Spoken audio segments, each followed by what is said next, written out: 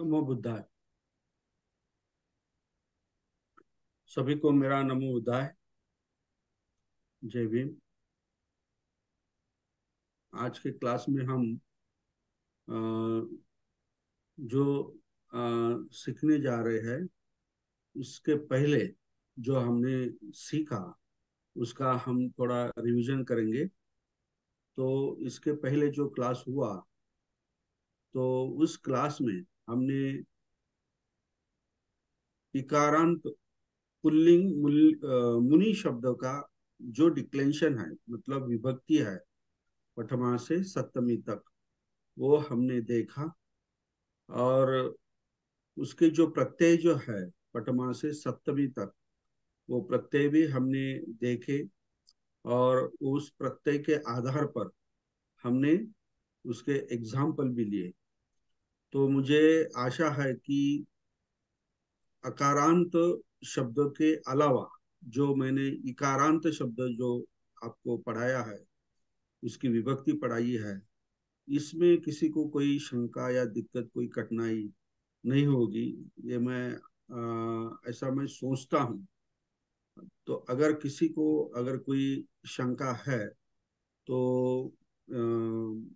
अभी आप पूछ सकते हो, क्योंकि नया टॉपिक मैं आज शुरू करने जा रहा हूँ। ओके।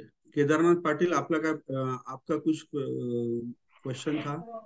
हो सर, मला एक विचारायचं होतं की हाँ एकवचनी वाक्याचं अनेक वचनामध्ये करायचं झालं ते वाक्य, तर हाँ। त्या वाक्यातील प्रत्येक शब्दाला लागलेला प्रत्यय बदलवायचा की फक्त कर्ता कर्म क्रियापदच बदलवायचं? हे बघा, it is very important question by you. अलग लक्षात आहे. तुमचा हा जो प्रश्न जो आहे ना, हा बेसिक प्रश्न आहे.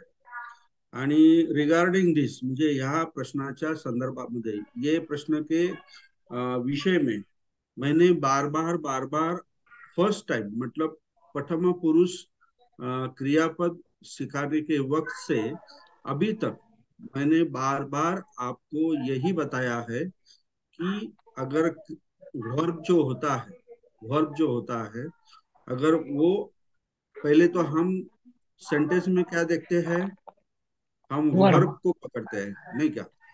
तो वर्ब अगर ये प्लूरल में है, मतलब अनेक वचन में है, बहुवचन. तो कर्ता ये बहुवचन में ही बहुवचन. होना चाहिए। तो बरोबर. बाकी जो कर्ता और वर्ब जो है उसे छोड़कर बाकी जो बीच में जो शब्द आते हैं सेंटेंस के, उस उसका आप कोई चिंता नहीं करें। वो एक वचन में हो या अनेक वचन में हो, उससे कुछ फर्क पड़ता नहीं। एक वचन से अनेक वचन करने के लिए वो अच्छा. एक वचन रहे तो भी कोई चलता है, वो दैट इज नॉट मिस्टेक।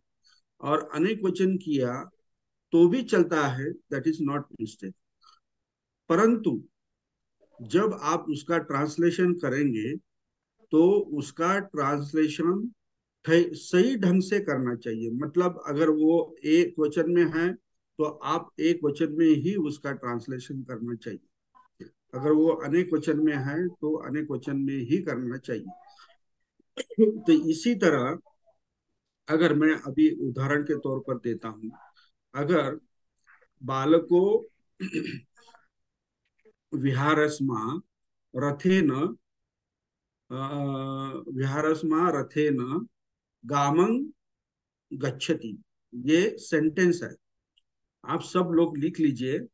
मैंने क्या कहा कि अगर बालको गामस्मा रथेन विहारन गच्छति, ये सेंटेंस है। तो ये सेंटेंस का अगर हमें अनेक वचन में करना है, मतलब बहुवचन में करना है, तो हम सिर्फ यहाँ का कर्ता जो है और वर्ब जो है, ये दो जो है शब्द, दैट वी कॉल सेनापति, मतलब राजा और वजीर कह सकते हैं हम। ये बहुत ही इंपॉर्टेंट दो वर्ड है पाली भाषा में। तो इसका ही हमें अनेक वचन में करना है। इसका हमें अनेक वचन में करना है। अगर सेंटेंस हमें अनेक वचन में करना है तो यहाँ पे बालकों का बालका हो जाएगा और गच्छति का गच्छन्ति हो जाएगा। अभी जो बीच में मैंने कहा है गामस्मा रथेन विहारम, ये जो शब्द है ये तो द्वितीय विभक्ति है, पंचमी विभक्ति है या तृतीय विभक्ति है। वो एज इट इज अगर रही तो भी कुछ फर्क पड़ने वाला नहीं है। मतलब फर्क पड़ने वाला नहीं है मतलब वो दैट इज नॉट रॉन्ग, मतलब वो मतलब वो इनकरेक्ट नहीं है। तो हम इसका ट्रांसलेशन क्या करेंगे? अनेक बालक एक गांव से, एक रथ से, एक विहार को जाते हैं मतलब गच्छन्ति, ऐसा हमने इसका ट्रांसलेशन कर दिया। ओके, तो इसमें गलत कुछ भी नहीं है।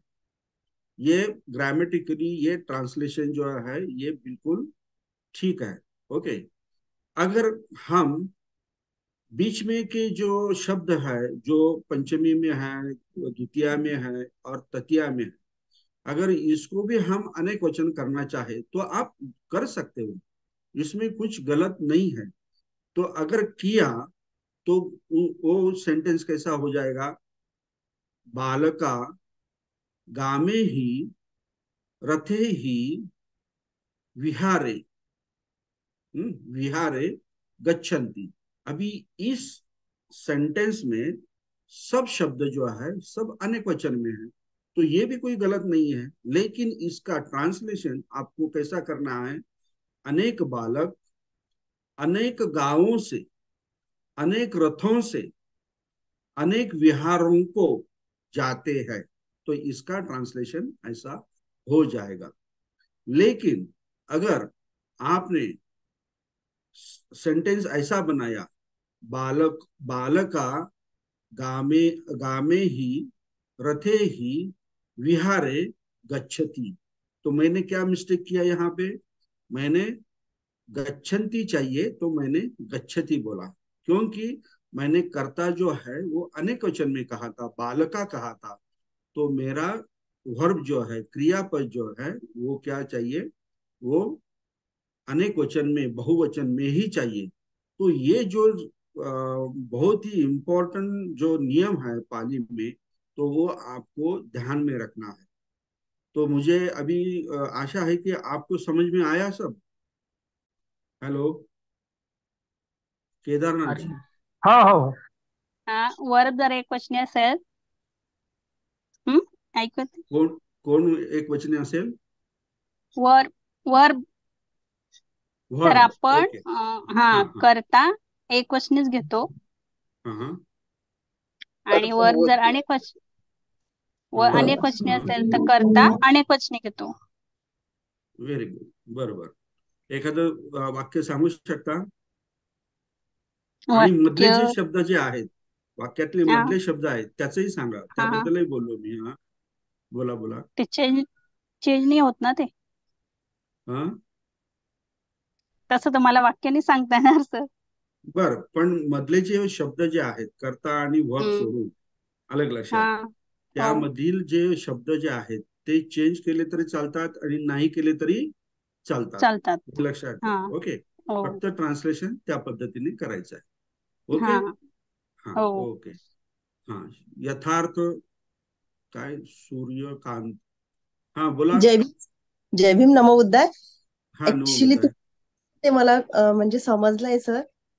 हा कर्ता जर एकवचनी असला तर क्रियापद देखील एकवचनी असायला पाहिजे. क्रियापद हम्म अनेकवचनी असला तर कर्ता देखील अनेकवचनातच असायला पाहिजे. हम्म मधातला जो काही सेंटेन्स असतो त्याच्यातला गाभा जरी बदलला, परंतु सेंटेन्स बरोबर करता वेळेस ते लक्षात ठेवायला पाहिजे की ती अनेक वचनामध्ये आहे की एक वचनामध्ये, कुठल्या हम्म विभक्ती लागलेल्या आहेत, एक वचनाची लागलेली आहे की येस अनेक वचनाची लागलेली आहे. Yes, very good. किती सिंपल आणि किती तीन गोष्टींमध्ये सगळा विषय क्लिअर होतो।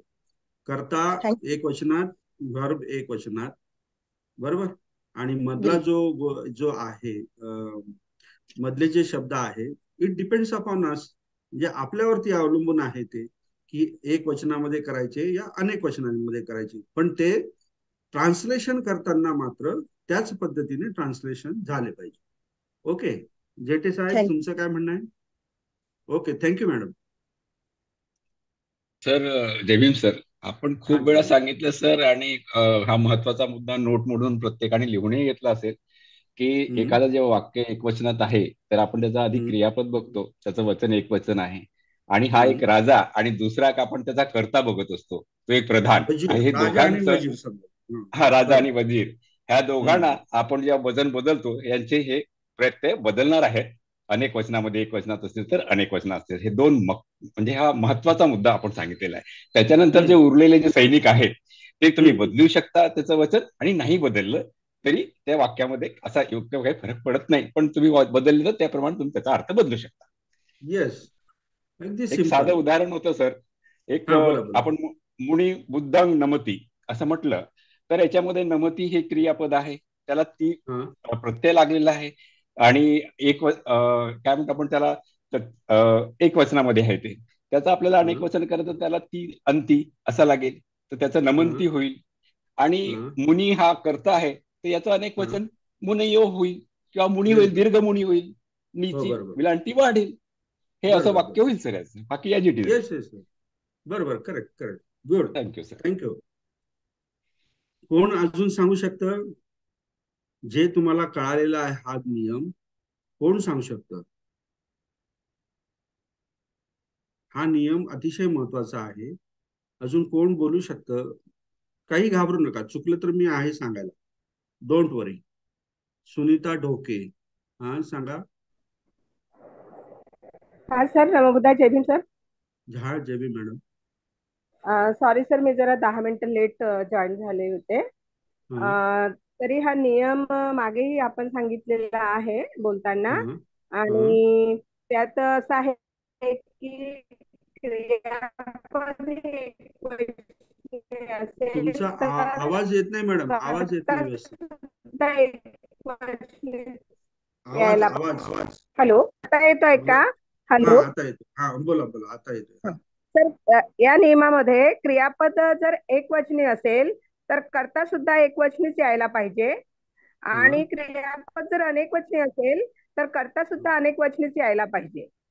हा, आणि त्या वाक्यामध्ये जे मधले जे काही शब्द येतात तर ते हा, कसं चेंज करायचं ते आपल्यावर अवलंबून असतं हा. भाषांतर करताना. व्हेरी एवढं गुड. मला समजलेलं आहे सर. हा, बस एवढंच मी सांगितलेलं आहे. Good. Don't worry. Thank you sir. Okay okay okay okay.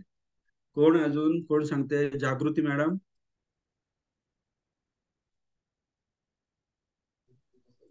Hello sir. हा, बोला मॅडम. नमो बुद्धाय सर. देवी. हा, नमस्कार. हा, मला पण असं समजलं आहे, कर्ता एकवचनी असेल तर क्रियापद एकवचनीच असायला पाहिजे, आणि अनेक वचनी असेल कर्ता तर क्रियापद अनेक वचनी असायला पाहिजे, आणि मधात जे काही आहे सेंटेन्स त्यांना प्रत्यय लागलेला पाहिजे. आणि तुम्ही पूर्ण जे सेंटेन्स आहे त्या सेंटेन्सचे क्रियापद असो, कर्म असो, कर्ता असो, यांचं वालं 6 भागात किंवा 3 भागात असं मूल शब्द कोणते त्यातले, जसा कर्ता असला, मनुष्य असला, पुरीसो असला तर मूल शब्द पुरी आहे, प्रत्यय त्याला ओ लागलेला असेल, वचन त्याच्यातलं एक वचन आहे, विभक्ती प्रथमा, असं त्याच्यातलं तुम्ही सगळं प्रत्येक याच्यातलं म्हणजे 6 त्याचं वाला करायचं सांगितलं, त्याच्यावरून ते समजलं. बरोबर आहे. बघा किती मी इतकं स्पष्टपणे कोणीही सांगत नाही की 6 स्टेप्स नुसार तुम्ही ती प्रॅक्टिस केली तर तुम्हाला हा प्रश्न येतच नाही की कोणचा प्रत्यय लागलेला आहे आणि मूळ शब्द कोणचा आहे. अगदी आणि क्रिस्टल क्लिअर होतं सगळ्या गोष्टी. ओके. अनागत कालमध्ये कसं करायचं, वर्तमान कालमध्ये कसं करायचं, अतीत कालमध्ये कसं करायचं, त्याला कसं हा, लावायचं, ईसा, या, ती, हा, अंतिम. हा, हा. जर अतीत असेल तर सु, येसु,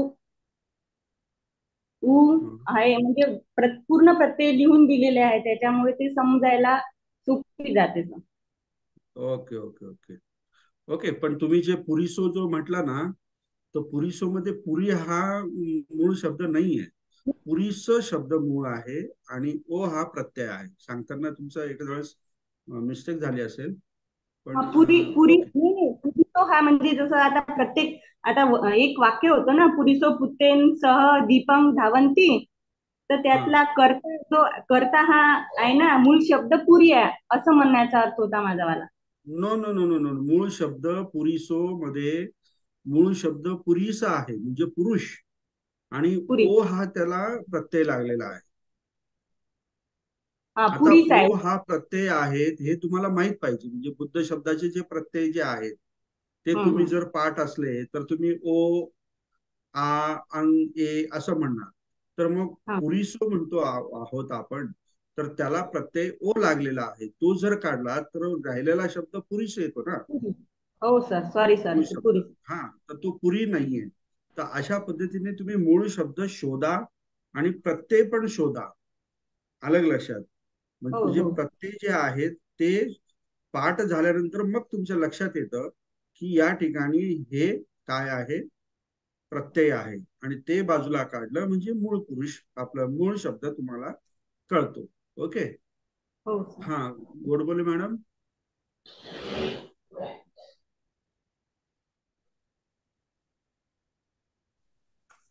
हॅलो, नमो बुद्धाय, जय भीम सर.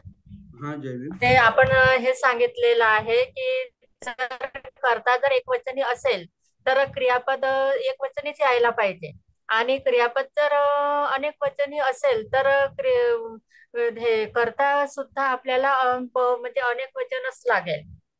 हम्म, आणि बरोबर. त्या मग तो आता समजा एक शब्द आहे भासते. भासती आहे तर याला कर्ता हा एक वचनच लागेल, आणि बरोबर. भासंती जर असेल तर अनेक वचन करता लागेल त्याला. आणि जे बरोबर. मधातलं जे आहे गाभा, आणि त्यानुसार आपण त्या वाक्यानुसार त्याची रचना करू शकतो. हम्म. ते बरोबर एक सर? वचन अनेक, हो, येस येस, एक वचन अनेक वचन आपल्या हो, सोयीनुसार आपण करू शकतो, किंवा करू दिलेला असेल तर शकतो. त्यानुसार ट्रान्सलेशन करायचं. हो, ओके. हे हा, समजलं sir. Okay okay okay okay okay. हा, नरवाडे साहेब.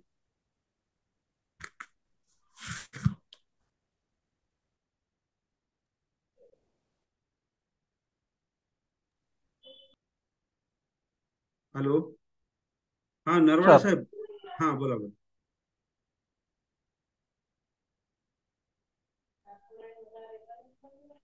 हॅलो. हा, हॅलो, जय भीम सर. हा, जय भीम, बोला बोला. हा, तर वाक्य एकवचनी किंवा अनेकवचनी करीत असताना हम्म, वाक्यातला वाक्यातला ज्या क्रियापदाला जे काही प्रत्यय लागलेले आहेत तर त्या क्रियापदाच्या प्रत्ययावरून त्या वाक्यातला कर्ता हा एक वचन आहे की अनेक वचन आहे हे ओळखायचं. आता व्हेरी गुड.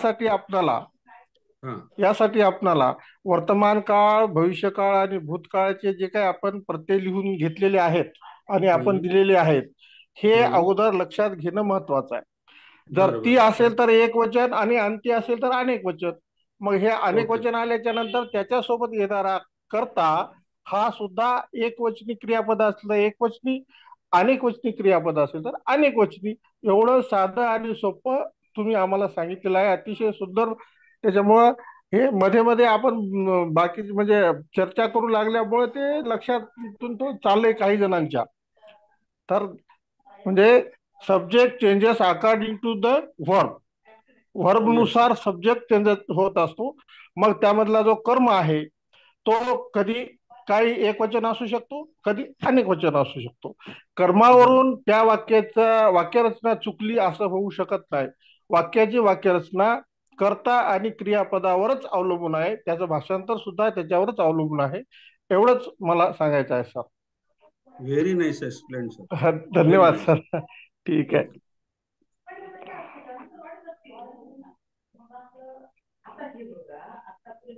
ओके. हा, होल्ड करा, 1 मिनिट होल्ड.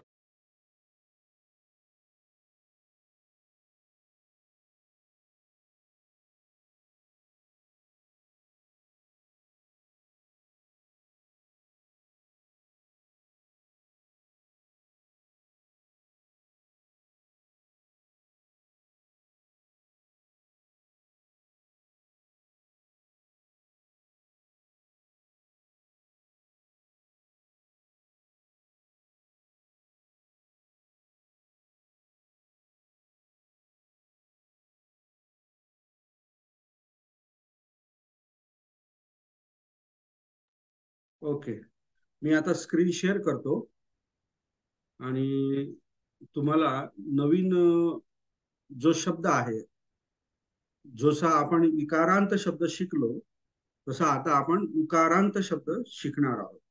उकारांत पुल्लिंग शब्द शिकणार आहोत. ओके, मी तुम्हाला स्क्रीन शेअर करतो.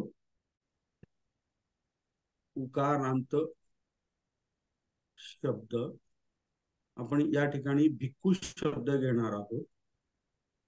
भिक्खू शब्द हा उदाहरण म्हणून घेणार. भिक्खू शब्द ये एग्जाम्पल के तौर पर हम लेने वाले हैं.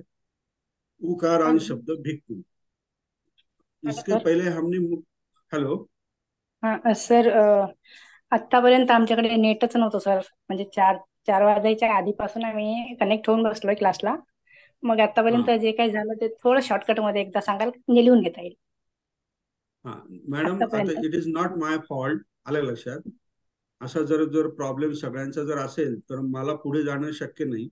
तर तुम्ही आता हे जे झालेलं आहे आतापर्यंत काही नाही झालेलं, फक्त एक नियम मी सांगितलेला आहे. तो नियम तुम्ही आता ऐकलाच असेल. जस्ट तेवढंच फक्त सांगितलेलं आहे. आणि तुम्ही ज्यावेळेस हे रेकॉर्डिंग संदेशजी किंवा काय आपलं कापसे सर यांना जर तुम्ही फोन केला तर हे आजच्या दिवसाचं रेकॉर्डिंग ते तुम्हाला पाठवतील. तर तुम्ही ऐकून घ्या. म्हणजे आता कसं आहे, अर्धा तास याच्यामध्येच गेला. परत तुम्ही आता उशिरा जॉईन झाला, तुम्हाला समजवण्यामध्ये 1-अर्धा तास जाईल. म्हणजे आजचा दिवस पूर्ण वाया जाईल. ठीक आहे. Try to understand madam. Okay, thank you. हाँ, मुनि शब्द हमने पहले देखा तो ये है इकारांत. इकारांत. ओके, तो हम उकारांत शब्द क्यों कहते हैं? ये उ और कारक, कारक और अंत, ऐसे ये 3 शब्दों से ये उकारांत शब्द बना है. मतलब उ कारक का मतलब होता है विभक्ति. 7 प्रकार की विभक्ति होती है तो उसे हम कारक भी कहते हैं. और अंत मतलब एट द एंड. तो ये जो भिक्खू शब्द है तो ये उकारांत मतलब कारक जो है उसके अंत में ये उ स्वर आया है. मतलब ये शब्द जो बना है तो ये शब्द ऐसा भिक्ख प्लस उ, मतलब ह्रस्व उ इसे जोड़ दिया है. तो ये शब्द ऐसा भिक्ख प्लस उ उसे जोड़ दिया तो कैसा क्या बन गया? वो भिक्खू. ये जो उ है तो इसका ट्रांसफॉर्मेशन कैसा हुआ? ये उकार के माध्यम से ये इसका ट्रांसलेशन हो गया भिक्खू. ये ध्यान में रखिए कि ये शब्द भिक्खू कैसे बना. मैंने पहले ही आपको बताया है कि पाली लैंग्वेज में सब शब्द जो होते हैं, नाउन जो होते हैं, ये स्वरांत होते हैं. मतलब हर एक है अंत में स्वर होता है, इसलिए वो उसे हम स्वरांत कहते हैं. हर एक नाउन, कोई भी नाउन हो तो उसके अंत में कोई ना कोई तो भी स्वर होता ही है. किसी के अंत में अ होता है, उ होता है, किसी के अंत में रस्व ई होता है. सर ध्यान में रखिए. तो ये भिक्ख प्लस उ का मतलब हो गया भिक्खू. ओके, तो जैसे ही ये शब्द भिक्खू उकारांत जो शब्द है तो ऐसा एक ही शब्द नहीं है. पाली भाषा में बहुत सारे शब्द हैं.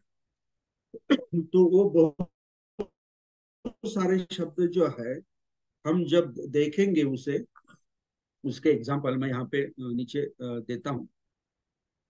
जो भी मैं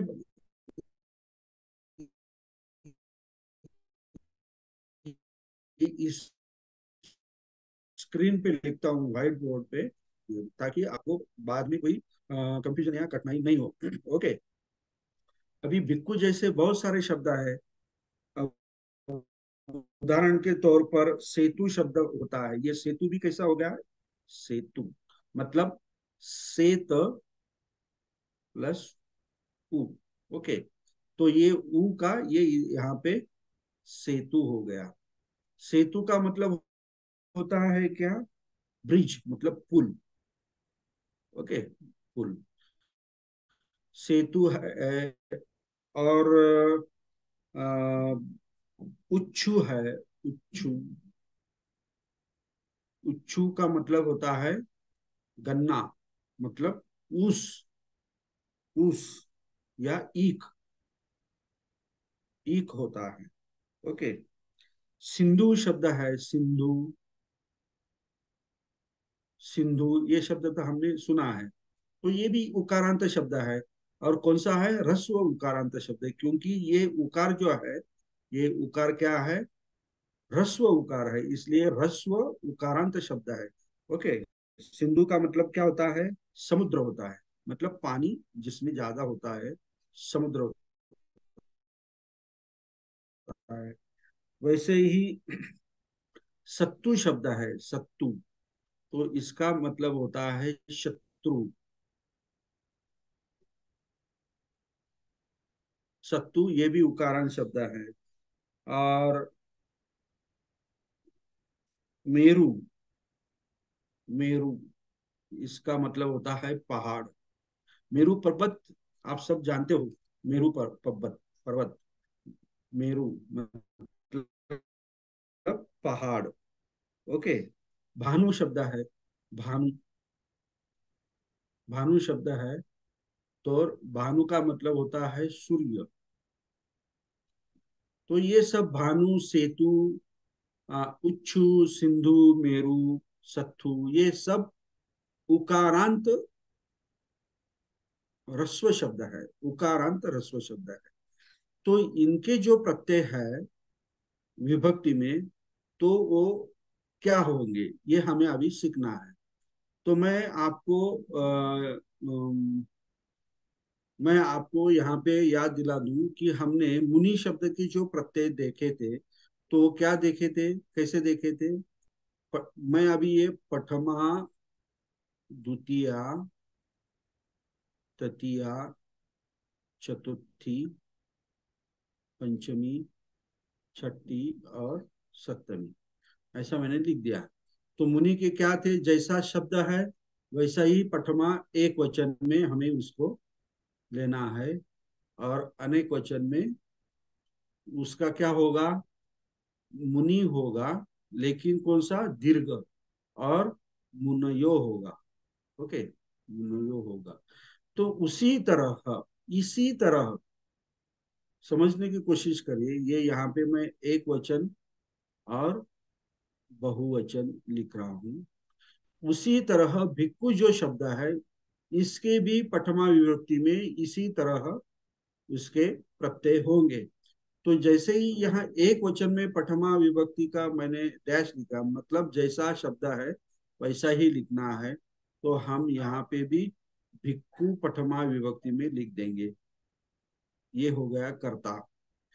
और बहुवचन में सिर्फ यहाँ पे क्या है, अभी यहाँ पे मुनि है और दीर्घ मुनि है, मतलब ई का दीर्घ हो गया, तो यहाँ पे ऊ का क्या होगा? दीर्घ होगा बहुवचन में, भिक्खु, ये दीर्घ कर दिया मैंने। हाँ, और ये मुनयो जो है, तो इसमें हमने क्या किया था? ये मुनि का जो ई है उसको हमने नष्ट कर दिया था, ई का। तो उसी तरह ये भिक्खु जो है, इसमें जो ऊ है उसको हम हटा देंगे, लोप हो जाएगा, और ये यो के जगह यहाँ पे ओ आएगा। ओ, तो कौन सा शब्द बनेगा? भिक्ख प्लस ओ, तो ओ हो जाएगा भिक्ख ओ। ये प्लूरल में, मतलब अनेक वचन में हो जाएगा। ओके, तो ये हो गया प्रथमा विभक्ति। अभी द्वितीय विभक्ति में हमने क्या प्रत्यय लगाया था? अंग प्रत्यय लगाया था।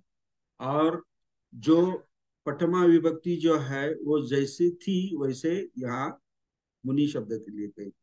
तो उसी तरह यहाँ भी हम अंग प्रत्यय लगाएंगे। किसे लगाएंगे? क्योंकि हम भिक्खु पढ़ रहे हैं ना, तो भिक्खु शब्द को हम द्वितीय विभक्ति में भिक्कुम, यहाँ पे ऐसा ये अंग प्रत्यय यहाँ पे लगा दिया, ये अंग प्रत्यय। ओके, और पठमा विभक्ति में जैसे है पठमा विभक्ति में वैसे ही हम इधर नीचे लिखेंगे। तो ये भिक्खु और भिक्खवो। ओके, ये हो गया पठमा विभक्ति और द्वितीय विभक्ति। तो यहाँ पे एज इट इज भिक्खु है, अनेक वचन में दीर्घ होना चाहिए और ओ यहाँ पे लिखना है। ओके, अभी तृतीय विभक्ति जो मुनि है तो हमने यहाँ पे प्रत्यय लगाया था ना। आप अपने नोटबुक में अगर आपने लिखा हो तो आप वो देख सकते हो, ना प्रत्यय लगा था और अनेक वचन में ही और भी ये प्रत्यय था अनेक वचन में। तो हम भिक्खु को भी वही करेंगे। तो वो हो जाएगा भिक्खु ना, और बहुवचन में हो जाएगा भिक्खु ही और भिक्खु भी। तो इसका मतलब होगा भिक्खुना का मतलब हो गया भिक्खु, एक भिक्खु के द्वारा, और भिक्खु ही भिक्खु भी का मतलब हो गया अनेक भिक्षुओं के द्वारा, तृतीय विभक्ति। और द्वितीय विभक्ति भिक्कुम अगर हम कहते हैं तो इसका मतलब हो गया भिक्खु को या भिक्खु को, एक भिक्खु को। और अनेक वचन में हमने भिक्खु भिक्को इस तरह लिखा तो इसका मतलब हो जाएगा अनेक भिक्खुओं को। ओके, और पठमा विभक्ति में भिक्खु अगर हमने लिखा ऐसा रस्व तो एक भिक्खु कुछ तो भी क्रिया कर रहा है, काम कर रहा है, ये स्पष्ट होगा। और भिक्खु और भिक्खवो अगर लिखा है पठमा विभक्ति में तो अनेक बहुत सारे भिक्षु भिक्खु वो क्रिया कर रहे हैं, इसका ये स्पष्ट होता है, इससे ये स्पष्ट होता है। ओके, हाँ, किसने तो भी हाथ ऊपर किया था, नंदा जादव। हाँ बोलिए madam. Hello, unmute Nanda Jadhav madam. हाँ हाँ जी।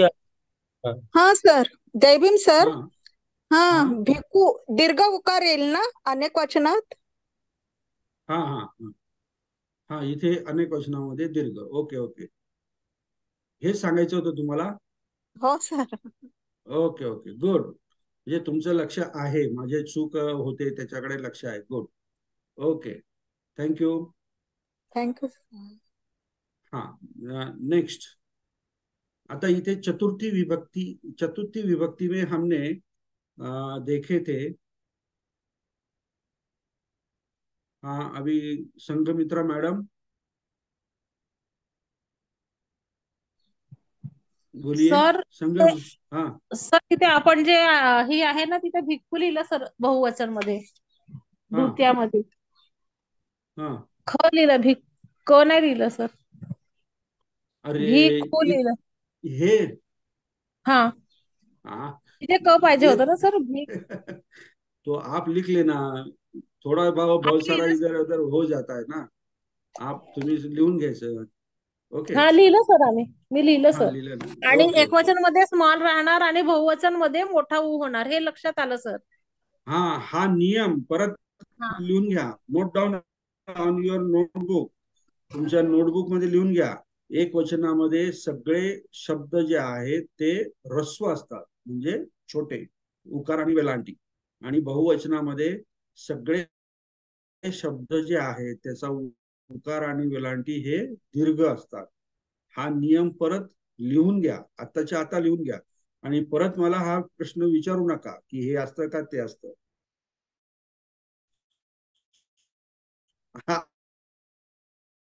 Right down. ओके, शिक्षकाच्या एका हातामध्ये ना खडू असतो आणि दुसऱ्या हातामध्ये काय असते, छडी असते, छडी, समजलं ना। ओके, माझ्या हातात छडी पण आहे आणि खडू पण आहे. मी तुम्हाला पूर्ण ट्रेन केल्याशिवाय सोडणार नाही, हे लक्षात घ्या. तुम्हाला पाली भाषा शिकवल्याशिवाय मी तुम्हाला जाऊ देणार नाही, कारण ही आपली एक मिशन आहे. अलग लक्षात. हे काम जे आहे ना, हे पाली भाषा शिकणं किंवा शिकवणं, हे मी पवित्र काम समजतो. हे एक मिशन आहे, ही एक चळवळ आहे. धम्माला पुढे नेण्यासाठी ही एक चळवळ आहे, आणि त्या चळवळीमधले तुम्ही कोण आहात? सगळे सैनिक आहात. आलं लक्षात. जर सैनिकांनी जर व्यवस्थित काम नाही केलं किंवा अनुयायांनी व्यवस्थित काम नाही केलं तर ती चळवळ पुढे जाईल का? नाही जाऊ शकणार. आलं लक्षात. बाबासाहेबांनी ही चळवळ जी सुरू केली धम्म याच्यामध्ये, तर ती अपूर्ण राहिलेली आहे, कमी राहिलेली आहे. बाकीच्या याच्यामध्ये आपल्याला यश मिळालं, परंतु बाबासाहेबांना वेळ नसल्यामुळे धम्मामध्ये आपल्याला जास्त वेळ देता आला नाही. त्यांनी पाली भाषेचं महत्व ओळखलं, स्वतः पाली भाषा शिकले, आणि पाली भाषेवरती एक 16 नंबरचा ग्रंथ रायटिंग अँड स्पीचेस मध्ये, तो ग्रंथ खास पालीसाठी केलेला आहे. म्हणजे इतकं महत्व बाबासाहेबांना कळालेलं आहे. तर हे महत्व जोपर्यंत आपल्या सर्व अनुयायांना कळत नाही, की जे बुद्धांचे अनुयायी आहेत आणि बुद्धांचा जर धम्म जर समजून घ्यायचा असेल, तर पाली भाषा शिकणं किती महत्वाचं आहे. हा एक प्रकाश आहे, लक्षात ठेवा. तर त्यामध्ये कोणीही काहीही कितीही अडचण आलेत, मी रागवलो, बोललो, काही झालं तरी कृपा करून याच्यातनं मागे हटायचं नाही. समजलं? आणि मी तर मागे हटणारच नाही, तुम्ही त्याची अजिबात चिंता करू नका. ओके, पण जास्त मला त्रास पण देऊ नका. लक्षात. मी जे काही शिकवेन ते व्यवस्थित लक्षात पण ठेवा. ओके. चतुर्थीमध्ये स आणि नो हा प्रत्यय आहे, आणि याच्यामध्ये नंग प्रत्यय आहे. ओके, स आणि नंग. तर भिक्खूना, भिक्खू ही भिक्खू बी झालं. तर इथे आता आपण स लावला तर काय होईल? भिक्खू स. आणि काय? भिक्खू नो. याचा अर्थ काय झाला? भिक्खुस आणि भिक्खुनोचा अर्थ काय झाला? भिक्खू साठी, भिक्खू करिता. मतलब भिक्खू के लिए और भिक्खू के लिए, दोनों एक जैसा ही इसका अर्थ होता है. ओके. और अगर अनेक बहुवचन में हमने अगर किया तो ये नंग प्रत्यय है, ये भिक्खू को, भिक्खू शब्द को हम जोड़ेंगे तो ये हो गया भिक्खू नंग. मतलब अनेक भिक्खुओं के लिए और अनेक भिक्खुओं के लिए. ओके, इसका ऐसा मतलब हो गया. ओके. अभी पंचमी का जो प्रत्यय जो है, तो हमने क्या लिया था? ना प्रत्यय लिया था ईकारांत में, और स्मा प्रत्यय लिया था, और महा प्रत्यय लिया था. ओके. और ही और भी अनेक वचन में. तो ये प्रत्यय जो है पंचमी के, अगर हम भिक्खू शब्द को जोड़ देंगे तो क्या शब्द बनेंगे? वो भिक्खू ना, भिक्खू स्मा, और भिक्खू मा. इसका मतलब होता है कि भिक्खू से, मतलब भिक्खू पासून, मराठी में हम कहेंगे भिक्खू पासून. ओके, म्हणजे भिक्खू पासून कोणीतरी दूर जात आहे असं याचा अर्थ. कोई तो भी दूर जा रहा है, ऐसा इसका मतलब हो जाएगा. और अनेक वचन में हम देखेंगे ही और भी जो प्रत्यय है, यहाँ पे भिक्खू शब्द को लगा दिया, तो वो यहाँ पे मैंने फिर से ये भिक्खू नंग लिखा. ओके, भिक्खू ही और भिक्खू भी. तो इसका मतलब क्या हुआ? अनेक भिक्खुन से, अनेक भिक्खुन से, या मराठी में हम क्या कहेंगे? बहुत सारे भिक्षु पासून, खूब भिक्षु पासून. ओके, ऐसा इसका मतलब हो गया. अभी छठी का जो है, हमने प्रत्यय देखा था मुनि शब्द में, क्या था? स और नो। ओके। और अनेक वचन में प्रत्यय है न। तो उसी तरह भिक्खु शब्द को हमने स जोड़ दिया तो वो हो जाएगा भिक्खुस्स या भिक्खु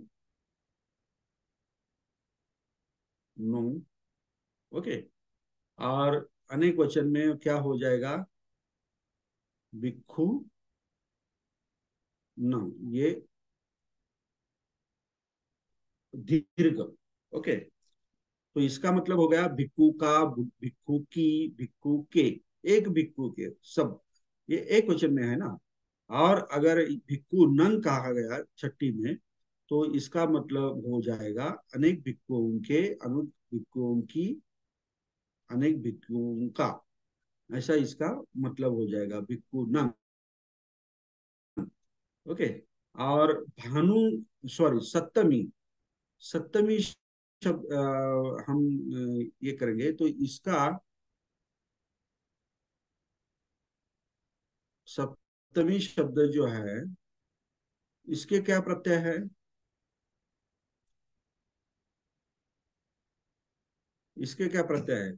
ई कार अंत शब्द में हमने देखे है ना, हमने जो लिखे हैं तो वो है स्मीम और मीम और सु। ओके। स्मीम, मीम और सु। ओके। अगर ये भिक्खु शब्द को हम जोड़ दे तो क्या होगा? भिक्खु स्मीम या भिक्खु मी। इसका मतलब हो जाएगा एक भिक्खु के ऊपर, एक भिक्खु के नीचे, या एक भिक्खु के अंदर, या एक भिक्खु के बाहर। ओके।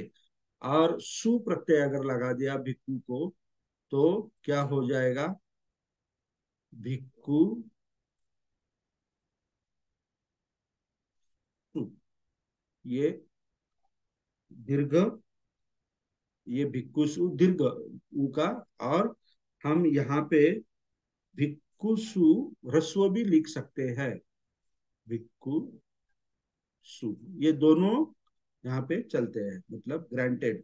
ओके। भिक्खुसु, भिक्खुसु मतलब अनेक भिक्खुओं के ऊपर, नीचे, अंदर और बाहर, ऐसा हम लिख सकते हैं। तो इसी तरह जो इकारांत शब्द जो है मुनि, इसके जो प्रत्यय होते हैं वही प्रत्यय उकारांत शब्द जो रस्व जो है उसके भी वही होते हैं। सिर्फ चेंज कहाँ पे हुआ है? यहाँ पे प्रथमा विभक्ति अनेक वचन, यहाँ पे यो लग गया है इकारांत में। तो उकारांत में कौन सा प्रत्यय लगा है? ओ प्रत्यय लगा है, बस। बाकी कोई कुछ भी चेंज नहीं है। मतलब जिसका मुनि इकारांत शब्द के प्रत्यय जिसके पार्ट हो गए, मतलब रिसाइड कर लिया उन्होंने, तो वही प्रत्यय उकारांत शब्दों को लगते हैं। अभी हम यहाँ पे हमें हर एक विभक्ति का जो अर्थ है वो तो हमें पता है। प्रथमा का पता है, द्वितीय का पता है, द्वितीय विभक्ति का हर अर्थ जो है, मीनिंग है, वो तो हमको सबको पता है। तो हम अभी जो मैंने नीचे दिए हुए शब्द है, सेतु, उच्छु, सिंधु और मेरू, ये जो शब्द है इसके साथ बहुत सारे शब्द है। भिक्खु शब्द के समान बहुत सारे शब्द है। तो हम यहाँ एक शब्द लेंगे, सिंधु शब्द लेंगे, सिंधु शब्द लेंगे, और सिंधु शब्द को लेकर ये जो प्रत्यय है वो हम यहाँ पे लगाएंगे, और उसका मीनिंग जो है, विभक्ति का मीनिंग है, वो हम देखेंगे। फिर बाद में मेरू शब्द लेंगे, भिक्खु शब्द के बजाय हम मेरू शब्द लेंगे और ये प्रत्यय लगाएंगे और उसका मीनिंग देखेंगे। तो सबसे पहले मैं सिंधु शब्द जो है वो लेता हूँ, और मैं आप जो इच्छुक है कि मैं सिंधु शब्द की जो ये जो प्रत्यय है मैं लगाकर आपको बता सकता हूँ सर। तो ही कैन डू नाउ। हाँ, तो कौन कर सकता है? कौन कर सकता है?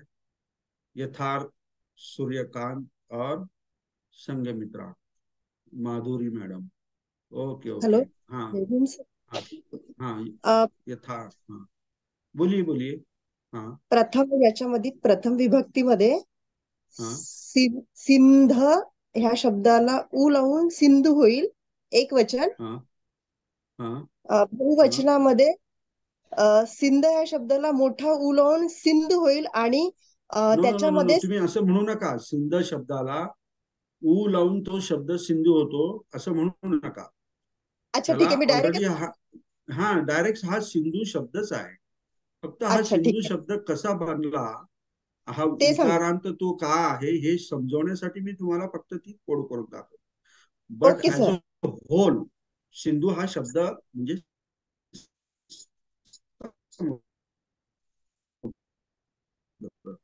ओके. तुमचा आवाज नाही आला माझ्यापर्यंत. बोला बोला. म्हणजे मला तुम्ही आता काय म्हटलं ते मला समजलं नाही, माझ्यापर्यंत आवाज नाही पोहोचला सर तुमचा. हा बरं, तुम्ही सिंध अधिक ऊ म सिंधू असं जे म्हणतात ना, ते म्हणायची गरज नाही.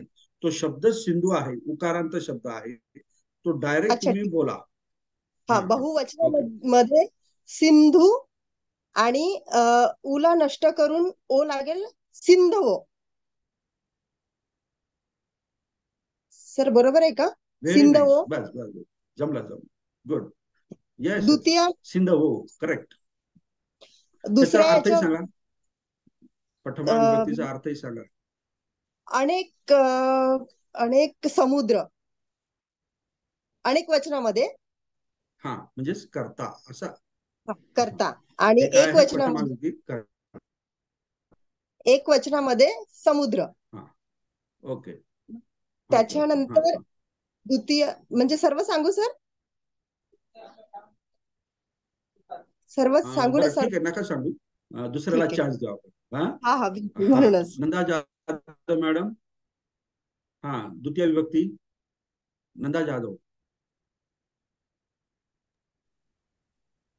हॅलो. हा बोला. हा, एक वचन सिंधुंग, सिंधू आणि सिंध हा ओ कम्म. हा कम्मा. Very good. म्हणजेच काय होईल? सिंधू म्हणजे काय? समुद्र. मग समुद्र. त्याचं हा, ट्रान्सलेशन कसं होईल? हा एका समुद्राला अनेक हा समुद्र. Very good.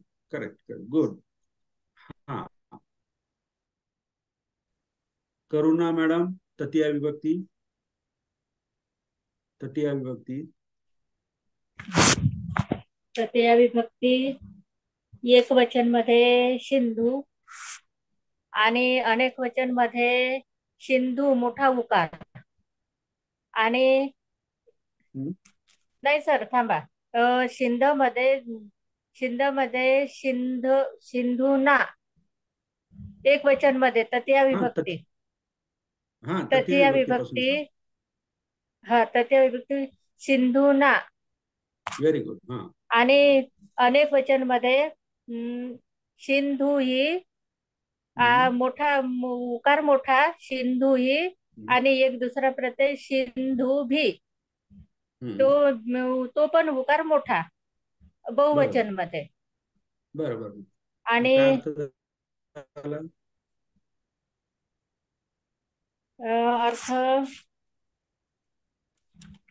तृतीय विभक्ती आहे ना, तर तृतीय विभक्तीचा अर्थ काय?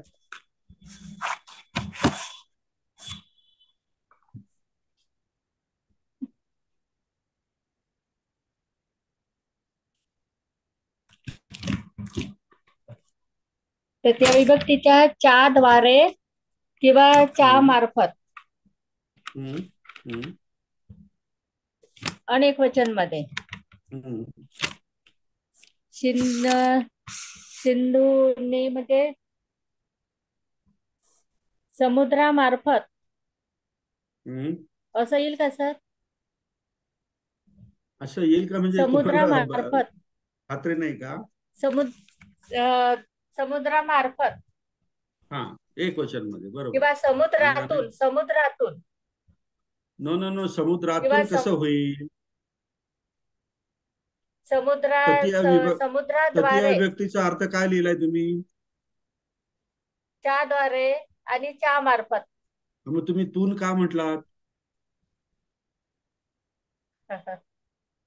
कन्फ्युज झालं सर. कन्फ्युज व्हायचंच नाही मॅडम. आपण जे हे बघा, ग्रामर हे कसं आहे, मॅथमॅटिक्स सारखं आहे, गणितासारखं. 2 गुणिला 2 हे 4च होतात. आलं लक्षात? तुम्ही तिथे 5 म्हणू शकत नाही, 6 म्हणू शकत नाही. तर इथे सगळं आपल्याला नियमाप्रमाणेच आपल्याला बोलायचं आहे, नियम लक्षात ठेवायचा आहे. त्यामुळे कन्फ्युज होण्याची गरज नाही. जर तृतीय विभक्ती जर आपण च्याद्वारे च्या मार्फत म्हटलेला आहे, तो भाई यू शुड से तून. हा, मग काय येईल इथे आता? भिक्खू ही भिक्खू भीचं काय येईल तृतीय विभक्तीचा अर्थ?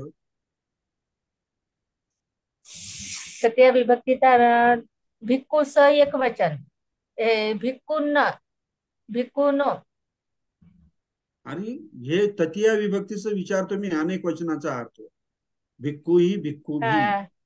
भिक्खू ही भिक्खू भी हम्म, म्हणजे भिक्खूच्या द्वारे किंवा मग भिक्खू मार्फत.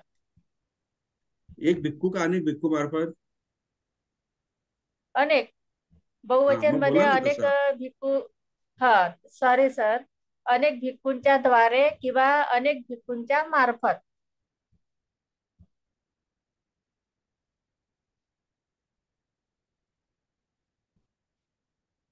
अनेक भिक्खूंच्या द्वारे किंवा अनेक भिक्खूंच्या मार्फत. अनेक भिक्खूंच्या द्वारे आणि किंवा मग अनेक भिक्खूंच्या मार्फत. नाही, पण सिंधू शब्द जर वापरला तर काय अर्थ होईल? सिंधू समुद्राच्या द्वारे. एक का अनेक? अनेक. मग बोला ना. बहुवचन मध्ये अनेक. एक आणि अनेक म्हणायची सवय लावा, सवय लावा. एक आणि अनेक म्हणायची सवय लावा. अच्छा, ठीक आहे सर, ठीक आहे. अनेक समुद्राच्या द्वारे किंवा अनेक समुद्रामार्फत. व्हेरी गुड, छान. ओके, नेक्स्ट चतुर्थी विभक्ती कोण सांगते? भगवान जेठे. हा, बोला साहेब.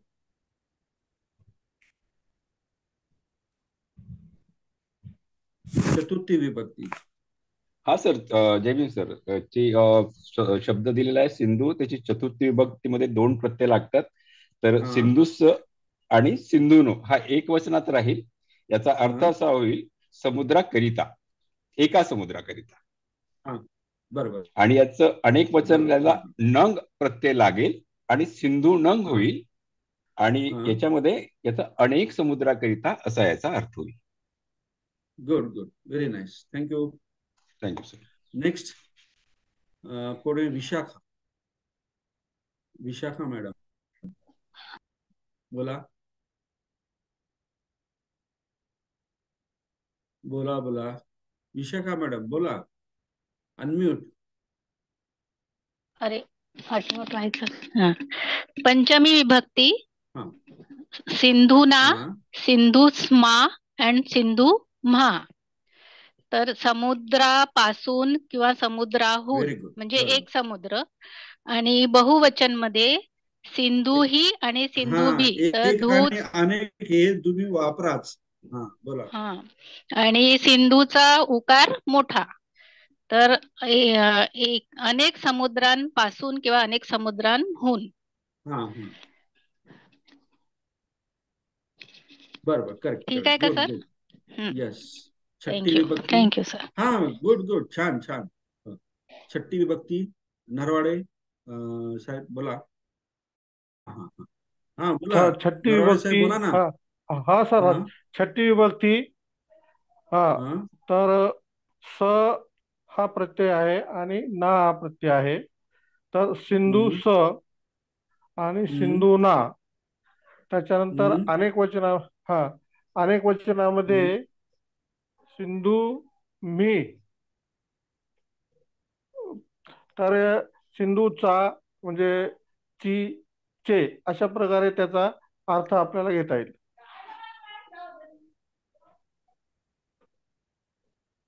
सिंधूचा अर्थ हॅलो, सिंधूचा अर्थ लावून तुम्ही हे करा ना. सिंधूचा अर्थ समुद्र, समुद्राचा, मग समुद्र हा समुद्राची. अर्थ लावून तुम्ही भाषांतर करा.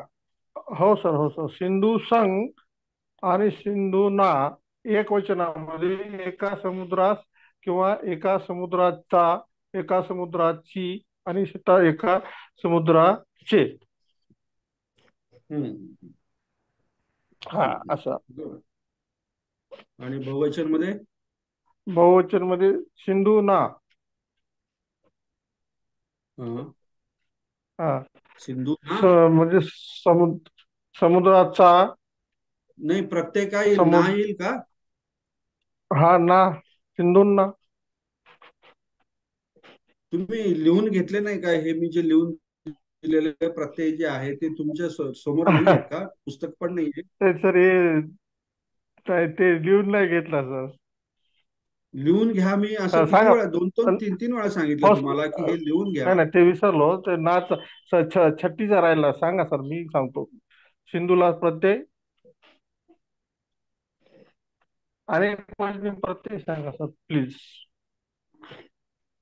याला काय अर्थ आहे? म्हणजे मी तुम्हाला सांगतोय लिहून घ्या आणि तुम्ही लिहित नाही, मग शिकवण्यात काय अर्थ आहे का? मला जर माझ्या जर ऑर्डर फॉलो करायच्या नसेल तर मला शिकवण्यामध्ये काही मजा नाही ना.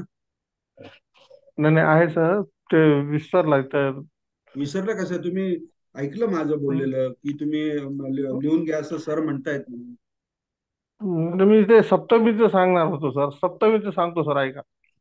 नाही, तसं नाही. तुमच्या मनाप्रमाणे नाही. मग तुम्ही ते असं नाही. तुम्हाला सगळे यायला पाहिजे नरवडे साहेब. नाही येते सर, हे थोडं सप्तमी याच्यामध्ये राहिला असतो. ओके, तुम्ही आता एक काम करा, छट्टीचे तुम्ही ते प्रत्यय जे आहेत ते शोधा आणि नंतर हो सर. हो सर. ओके. हा, सुधा मोहिले मॅडम होत्या ना तिथे? हा, बोला मॅडम. कोण आहे नेक्स्ट? सप्तमी कोण सांगतं? सप्तमी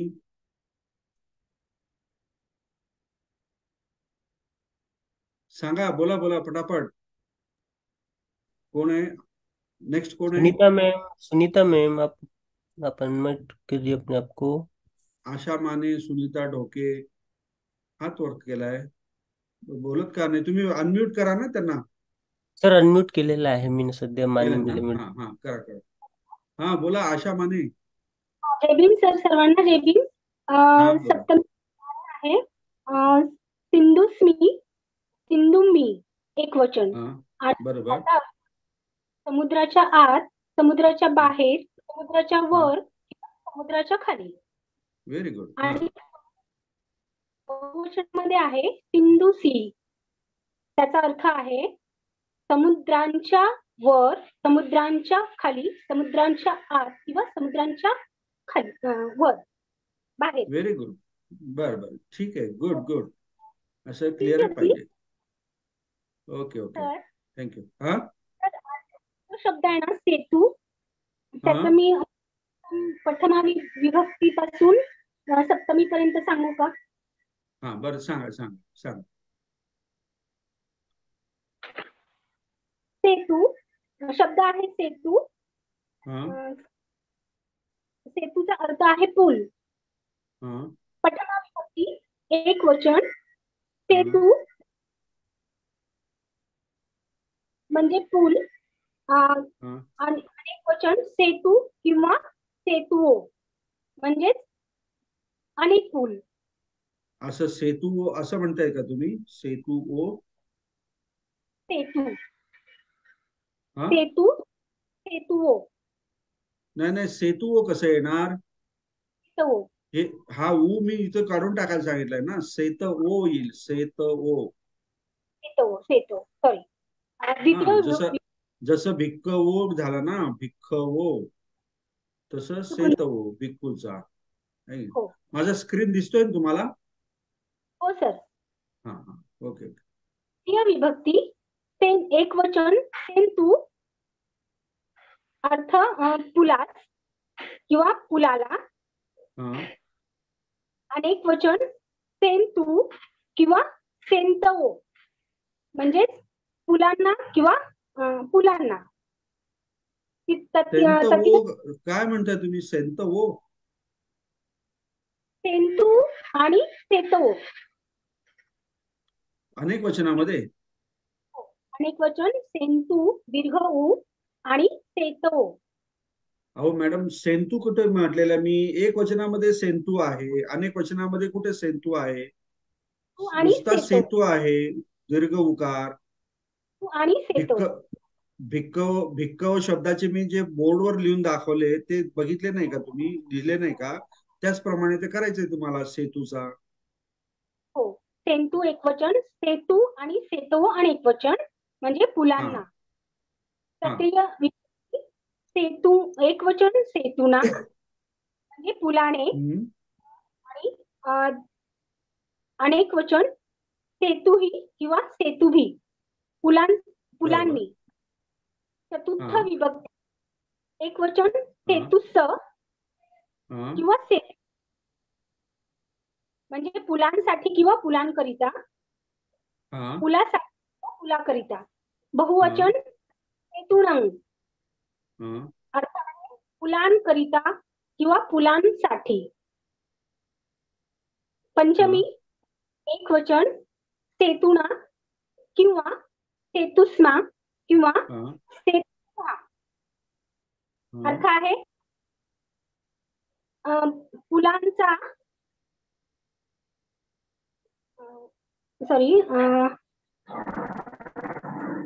फुलांपासून किंवा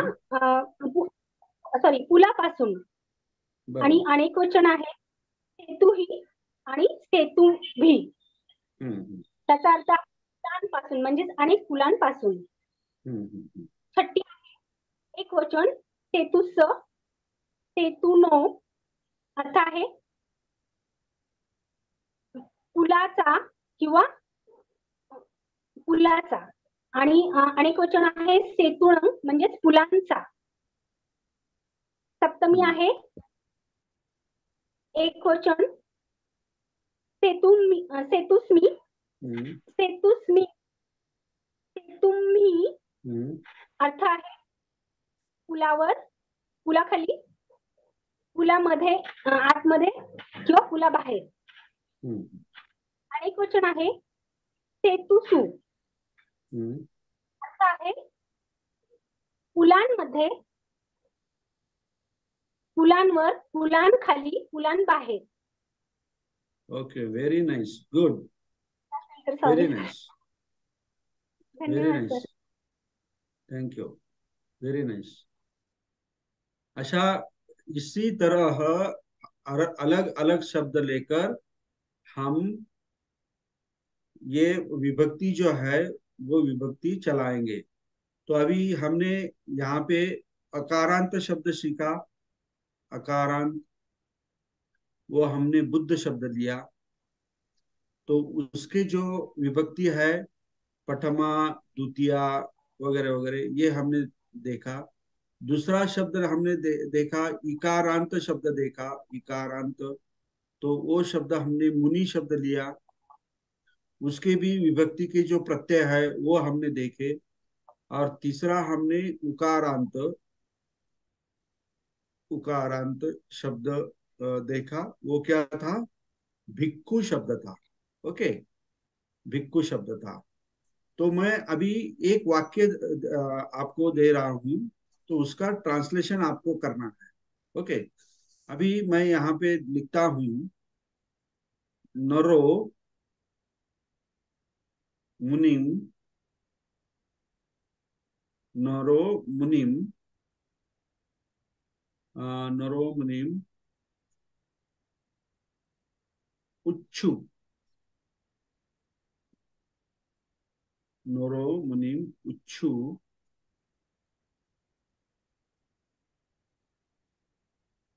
देती. ओके, उच्छुम इथे उच्छुम, नरो मुनिम उच्छुम देती. अभी इसमें देखिए आप, यहाँ पे नरो जो है ये अकारांत शब्द है, मुनि शब्द है ये इकारांत शब्द है. उच्छुम शब्द है, ये उकारांत शब्द है।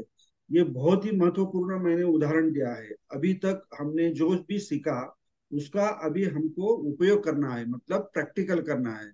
तो इसी तरह अगर हमें अगर वाक्य दिया गया तो उसका ट्रांसलेशन हम कैसा करेंगे।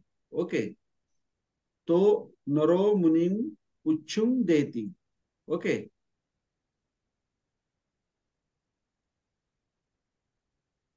ओके, ये मुनिंग के बजाय हम मुनि ना करेंगे। मुनि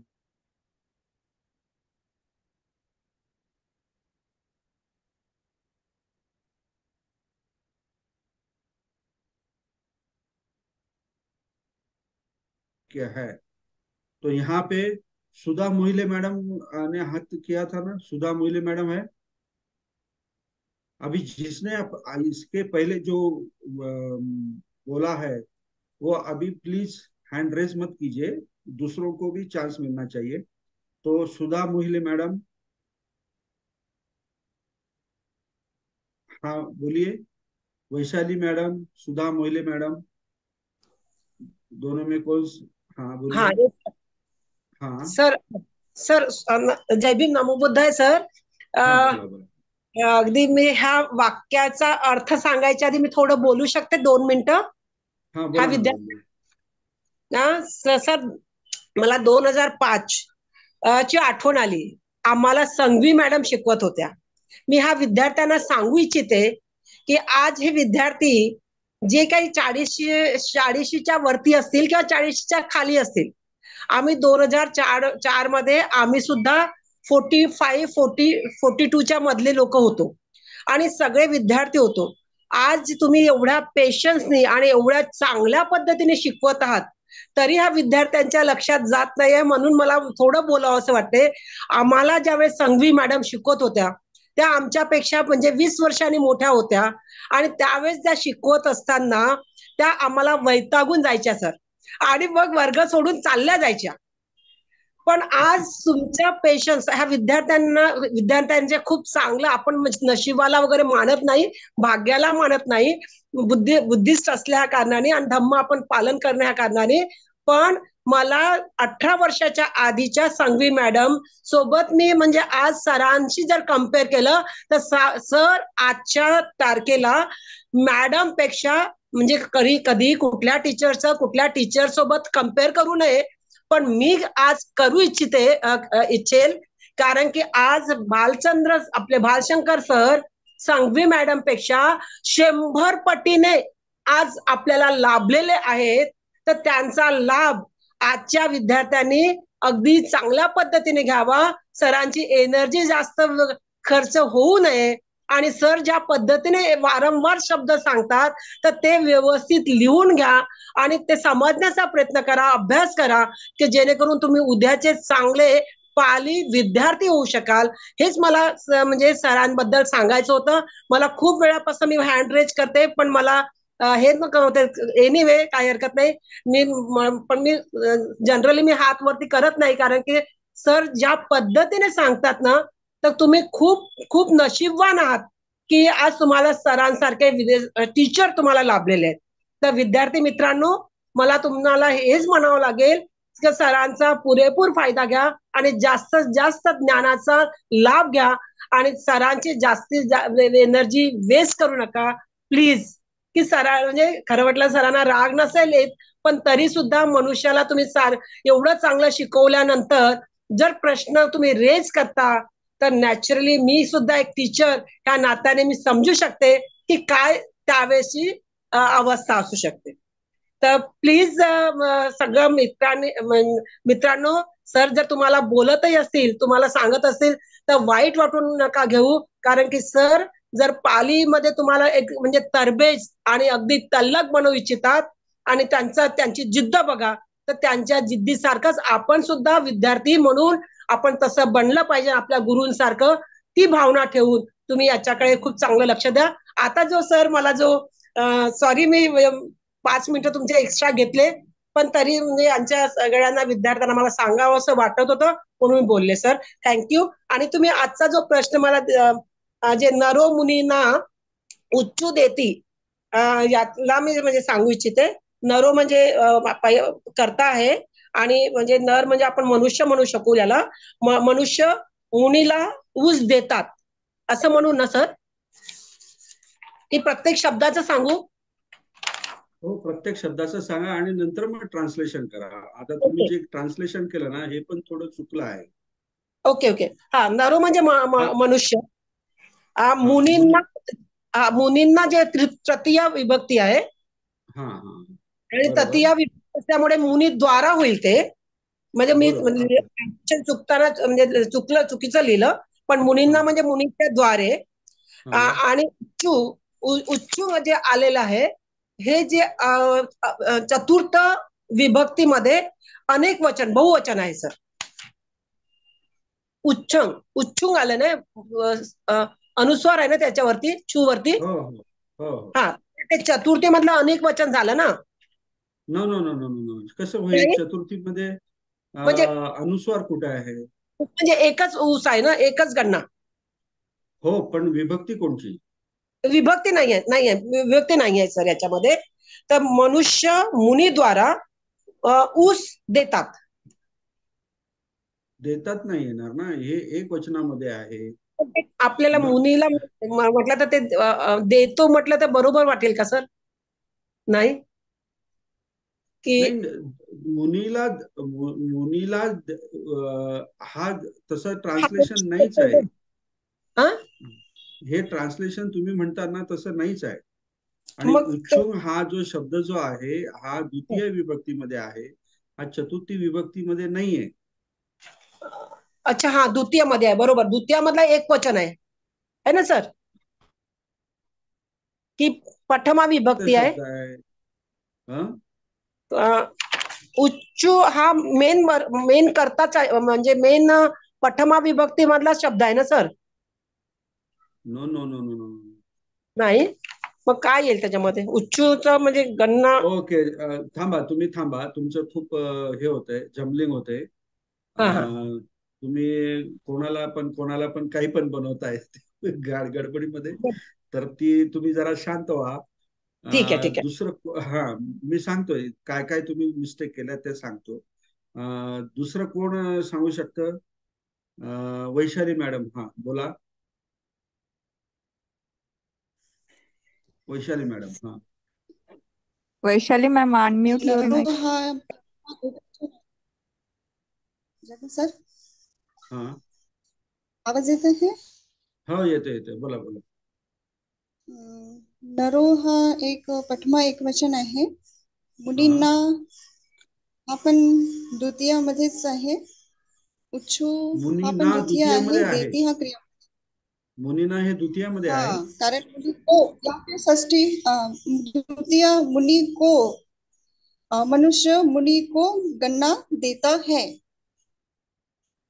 अहो, पण मुनीना हा कसा द्वितीयामध्ये येईल? आता मी तुम्हाला शिकवलं ना, मुनीना काढा, त्याचे मुनीनाचं हे काढा, डिक्लेरेशन काढा, विभक्ती काढा. हा ना कोणत्या विभक्तीमध्ये ते शोधा.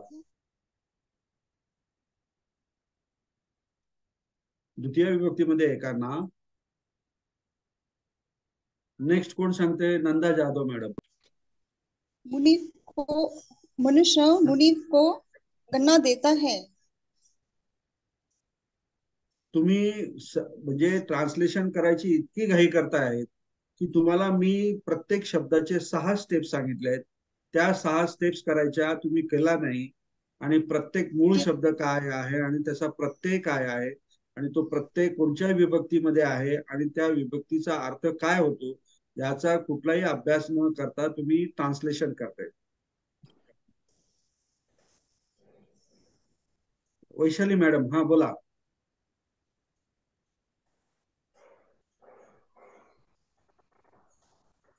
वैशाली मॅडम बोला पटक. हा, आवाज येत नाही. हा, येतोय, तुमचा आवाज येतोय मला, बोला ना. हॅलो. हॅलो. हा, याची तृतीय आहे. तुमचा आवाज येत नाही व्यवस्थित. हॅलो. हो, इथे नेटचा प्रॉब्लेम येतो. बर बर, ठीक आहे. हा, पुढे आशा माने, तुम्ही सांगा. आशा माने. येस सर, मी हा सांगू का? हा, सांगा. वाक्य आहे, नरो मुनीना उच्चुम देती. हा नरो म्हणजे मनुष्य, मुनीना मुनीसाठी, आणि उच्चुम नरो हे प्रथम विभक्ती करता आहे. मुनीना हे तृतीय चतुर्थ विभक्ती आहे. रॉंग मुनीसाठी. रॉंग, ना हे काय चतुर्थी विभक्तीमध्ये आहे का? बघा बरं तुम्ही, मुनीच्या याच्यामध्ये मी दिलेला ना हा प्रत्यय चतुर्थीमध्ये आहे का तृतीयामध्ये आहे? तृतीय विभक्ती. हा, मग तुम्ही चतुर्थी का म्हटलंय? द्वितीय विभक्ती कर्म आहे आणि देती क्रियापद आहे, एकवचन. सांगू सर उत्तर? मनुष्य ऊस देतो. ऐकू नाही आलं तुमचं नीट व्यवस्थित. काय बोला, नीट ऐकू नाही आलं, पूर्ण आवाज येत नाही तुमचा व्यवस्थित. मनुष्य मुनीला ऊस देतो. मुनीला ऊस देतो असं? हो. हॅलो. हो सर. हा, तर मुनी तृतीय विभक्तीचा अर्थ काय आहे? तुम्ही हे जर तृतीया म्हणता तर तृतीयाचा अर्थ स आणि ला नाही आहे, मुनीला असं नाही आहे. ओके, संघमित्रा मॅडम तुम्ही सांगा. Yes sir, yes sir. हा, हम्म. नरो पठमा एक वचन. नरो म्हणजे मनुष्य. मुनीना, मुनीना तृतीय आहे सर, तृतीय विभक्ती मुनीना. आणि उच्चू म्हणजे ऊस.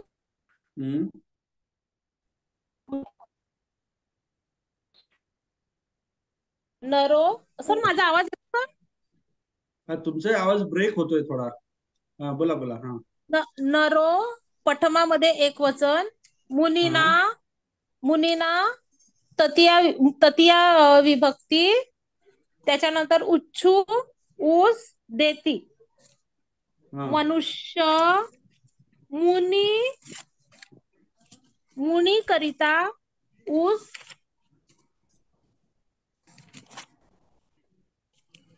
मनुष्य मुनी करिता ऊस देतात. अहो, करिता म्हटलं म्हणजे चतुर्थी विभक्ती येते. चतुर्थी विभक्तीमध्ये ना हा प्रत्यय येतो का? नाही, तृतीयामध्ये येते सर, तृतीयामध्ये. हा, मग तृतीय विभक्तीचा अर्थ काय आहे?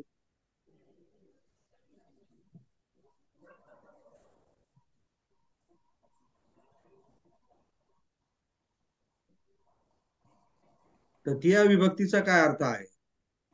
सह, मुनी सह. अरे, इथे सह शब्द कुठे लिहिलेला आहे? मुनी करिता, मुनी करिता. मॅडम, तुम्ही विभक्तीचे अर्थ जे आहेत ना, नीट पाठ करा. तुम्ही सगळेजण अलग लक्षात पाठ करून घ्या आणि नंतर बोला. तुम्हाला हा ना प्रत्यय जो आहे हा कुठच्या विभक्तीमध्ये आहे माहित होऊनही तुम्ही त्याचा अर्थ सांगू शकत नाही. म्हणजे it is too critical. Okay, Archana Mendhe तुम्ही सांगा. सर, मुनीनो, नरो हा एक वचन आहे, प्रथम पुरुष. मुनीना हा म्हणजे तृतीय विभक्ती आहे, एक वचन.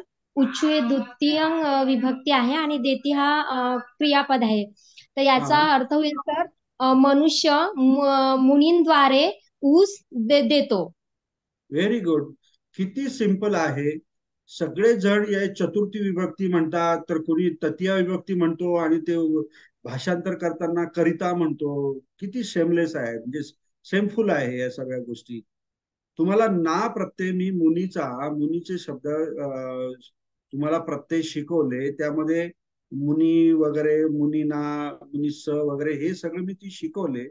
आणि तुम्हाला विभक्तीचे अर्थ पण माहित आहे, आणि तरी सुद्धा तुम्ही किती 10 ते 15 जणांनी उत्तर देऊ शकले नाही, म्हणजे किती वाईट परिस्थिती आहे तुमचे.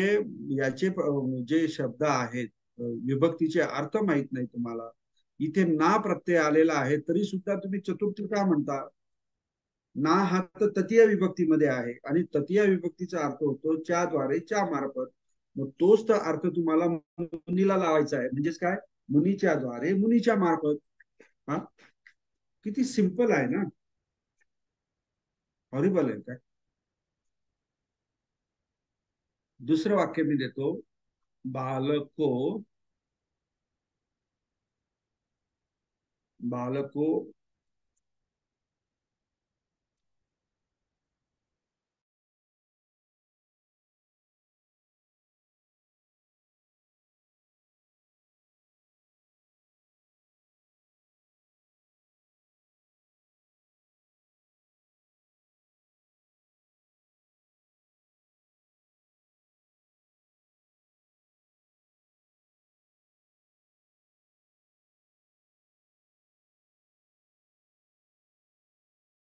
जे आहे ते बरोबर पाहिजे, पण तुम्ही जे शब्द जे आहेत ना, त्या शब्दांचं पण तुम्ही योग्य ग्रामर सांगितलं पाहिजे.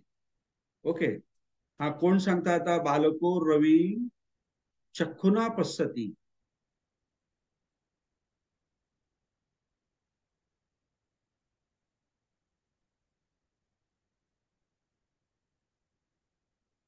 हा Madhuri madam, Madhuri madam. Yes sir, good afternoon. हा हा याच्यामध्ये बालको याचा मूळ शब्द आहे बालक. हा तर को हा त्याला प्रत्यय लागलाय काना आणि मात्राचा. हा रवी, रवीम, वेलांटी आणि वरती टिंबा आहे, मग तो द्वितीय झालं, म्हणजे इकारांत शब्द आहे वेलांटी असल्यामुळं. आणि ओके. चक्षुना, हा तर चक्षुना याच्यामध्ये ना हा प्रत्यय लागला. पस्सती हा याच्यामध्ये पस हा मूळ धातू आहे, आणि ती हा हा प्रत्यय लागलाय. बरोबर, करेक्ट. याच विभक्ती सांगा ना तुम्ही. प्रत्यय बरोबर सांगितले सगळे, पण विभक्तीचा अर्थ सांगून त्याचं ट्रान्सलेशन करा.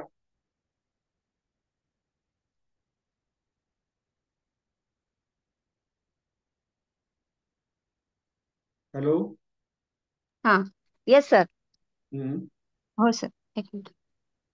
हा बालको हे जसं बुद्ध आणि बुद्धो आहे तसं अनेक वचन, सॉरी, बुद्ध हा एक बुद्धो हे एक वचनामध्ये येतो, तसं बालको हे एक वचनामध्ये येतो, म्हणजे हा कर्ता आहे. रवी, रला रवी र ही द्वितीय आहे, म्हणजे हा कर्म आहे. आणि चक्षुना ना हा प्रत्यय उकारांत शब्दामध्ये येईल, म्हणजे आपण आता शिकलो तो भिक्खू शब्दाप्रमाणे, तर तृतीय बरोबर. येईल. आणि पस्सती म्हणजे वर्तमान काळ, आणि ती हा प्रत्यय लागला म्हणजे याच्यामध्ये एक वचनामध्ये येईल, म्हणजे बालक, रवी, रवीला रवी म्हणजे सूर्य. चक्षुना, हा हा सूर्याला चक्षुना ना हा प्रत्यय लागला, त्याच्यामुळे द्वारा किंवा मुळे किंवा कडून, म्हणजे क्रिया करणाऱ्याकडून, म्हणजे रवी कडून, म्हणजे सूर्याकडून. पश्यती, पश्य म्हणजे पाहणे ना, सॉरी, पाहतात, सूर्याला चक्षुंनी पाहतात, चक्षुद्वारे पाहतो. बालक चक्षु म्हणजे डोळे सूर्याला पाहणे. चक्षुद्वारे पाहतो. बालक सूर्याला चक्षुद्वारे पाहतो, असं म्हणायचं आहे हा तुम्हाला. हो सर. बरोबर आहे, correct correct, good. Thank you sir. हा चक्षु म्हणजे डोळे, म्हणजे एक बालक एका सूर्याला डोळ्याने, हा म्हणजे आता इथे चक्षुना म्हटलं म्हणजे काय, दोन डोळे का एक डोळा असं नाही, म्हणजे आपल्याकडे दोन डोळे म्हणजे हा एक वचनामध्ये चालू. ओके. डोळ्यांनी बघतो, पाहतो, असं याचा अर्थ होतो. ओके. आलं का सगळ्यांच्या लक्षात? हा मी आणखी परत एक वाक्य देतो. वाणी जो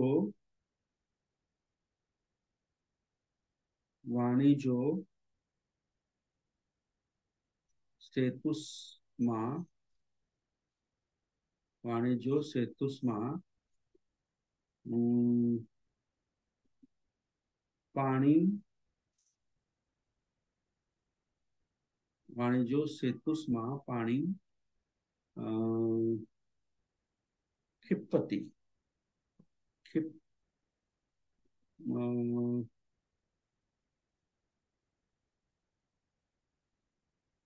क्षिपति, क्षिपति म्हणजे फेकणे, हा फेकणे, इसका मतलब क्या हुआ?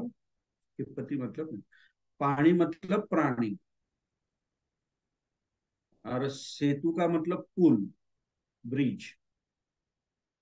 ओके, और वाणिजो मतलब व्यापारी। ओके,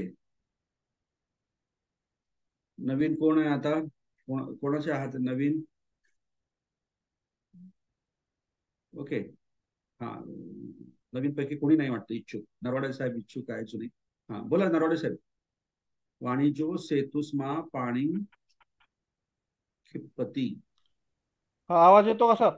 आवाज येतो का सर? हा, नरवाडे पाणी, आवाज हो येतो? हो हो, हे पाणी जे हा, आहे जय ना, सर. तर हा, पाणींच्या जल, इथे पाणींच्या ऐवजी, जलन, हॅलो, ऐकून घ्या, ऐकून जल. घ्या, आधी ऐकून घ्या. हा, हो सर. प्राणी, हा पाणी. ओके, हा, म्हणजे प्राणी. हा, जय बोला. भीम. हा हा, जय भीम सर, सर्वांना हा, जय बोला. भीम. हा, वाणिजो सेतुस्मा पाणी क्षिपती हे पाली भाषेतील वाक्य आहे. याचं भाषांतर करीत असताना सर्वप्रथम राजा आणि सरदार याची आपण काळजी घेतली पाहिजे. तर यामध्ये क्रियापद आहे क्षिपती, काळ हा, आहे वर्तमान काळ, वचन व्हेरी गुड. आहे एक वचन, हा, त्याच्यानंतर त्याचा अर्थ आहे फेकणे, आणि या ठिकाणी वर्तमान काळ असल्यामुळे त्याचा अर्थ होतो फेकतो. व्हेरी गुड, व्हेरी हा, गुड. आता याच्यानंतर कोण फेकतो, म्हणजे आता हा, आपल्याला करता पाहिजे. हा, तर यामध्ये वाणिजो हा हा, फेकतो असा अर्थ होतो, म्हणजे क्रिया करणारा हा, आहे, म्हणजे तो करता आहे. मूळ हा, शब्द वाणिज, मूळ शब्द वाणिज, बरोबर आहे सर? हो हो, बरोबर. हा, मूळ शब्द वाणिज, त्याला प्रत्यय लागला ओ, विभक्ती प्रथमा, एक वचन, त्याच्यानंतर त्याचा अर्थ करता, आणि त्याचा शब्दाचा अर्थ आहे व्यापारी. Very good, very good. त्याच्यानंतर आता आपल्याला यायचं आहे कर्माकडे. तर कर्म यामध्ये काय फेकतो, वाणिजो काय फेकतो, तर त्यासाठी आता शब्द आहे पाणी. हे व्हेरी गुड. द्वितीय हा, विभक्तीमध्ये, व्हेरी द्वितीय गुड. विभक्तीमध्ये आहे. हा, हा, पाणी हे द्वितीय विभक्तीमध्ये आहे. त्याचा प्रत्यय आहे अंग, प्रत्यय आहे अंग, त्याच्यानंतर एक वचन, कार्य करते कर्माचं, आणि त्याचा अर्थ पाणी किंवा जल. त्याच्यानंतर पाणी आता कोठून फेकतो, नाही नाही नाही, तर पाणी, त्याचा, पाणीचा अर्थ जल नव्हे. बरं सर, पाणीचा अर्थ पाणी, पाणी, प्राणी. प्राणी आहे हा का? हा हा हा हा हा, प्राणी हे. हा हा, हा, आता खे सेतु स्मा, आता या ठिकाणी सेतू हा मूळ शब्द आहे, त्याला प्रत्यय लागला स्मा, पंचमी विभक्ती, म्हणजे पुलापासून, एक वचन, पुलातून किंवा पुलापासून, म्हणजे फ्रॉम. तर अशा येस, पद्धतीने आता सगळ्याच शब्दाचे आपण व्याकरण बघितलं. त्यानंतर बरोबर. आता आपण त्याचं ट्रान्सलेशन बघूया.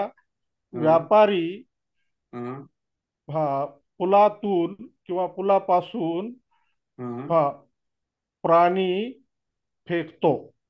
व्हेरी गुड, व्हेरी नाईस, धन्यवाद, धन्यवाद सर. व्हेरी नाईस, व्हेरी आणि नाईस. छट्टीचं राहिलं सर, माझं छट्टीचं बिग सांगतो. Clap for you, big thank you. Clap for you. अरे, सगळ्यांनी टाळ्या तुती वाजवा. अतुल, आले लक्षात. अँड सर्वांचं व्हेरी तुती नाईस, अतुल, धन्यवाद कॉंग्रॅच्युलेशन. सर. अशा पद्धतीचा तुमचा सगळ्यांचा अभ्यास झाला पाहिजे, जसं हो नरवाडे सर, सरांनी छट्टी सांगितलं ना. विभक्तीचं. हा, हा, एक मिनिट, छत्ती विभक्तीचं ते मला प्रत्यय विसरून राहिला होता लिहायचा, ते सांगतो सर. सिंधू या शब्दाचं नको का?